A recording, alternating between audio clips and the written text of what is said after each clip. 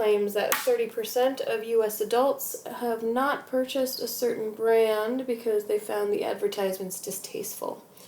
So it says that it was 30%. Now I know it says that they have not purchased, but that does not say that it's not 30%. It just means that 30% haven't done this. So their claim is still that it's equal to 0.3. And it's still a two-tailed test.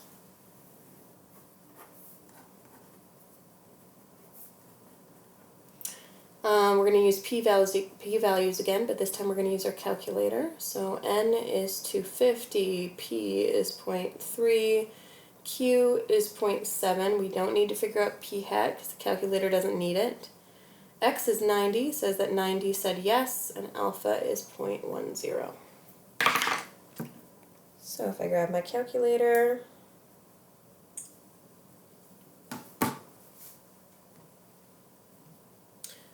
okay, I'm going to go to Stat, Tests, 1 proportion z-test. That's exactly the screen I was on last time. Our p sub o is also 0.3 for this one because that was the claim.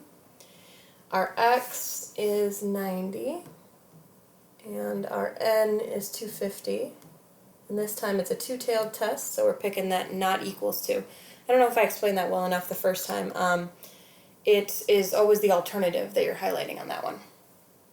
Okay, and then you hit draw, or at least I like to because I like seeing the picture. It makes more sense to me.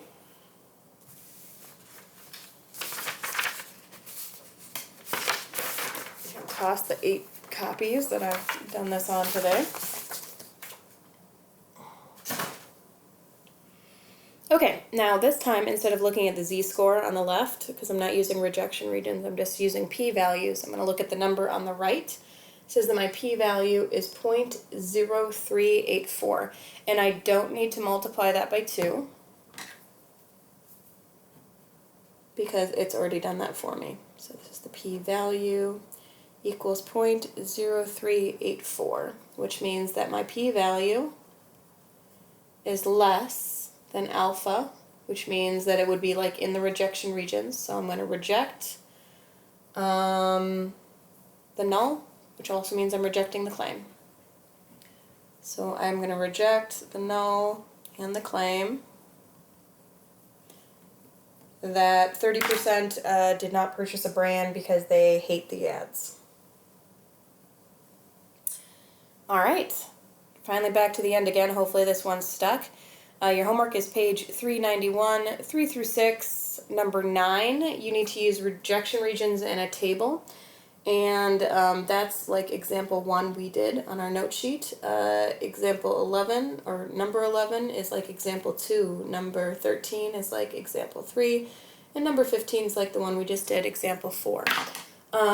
So you're probably wondering, why do I have to learn how to use rejection regions and p-values and tables and calculators when really one of these ways would work?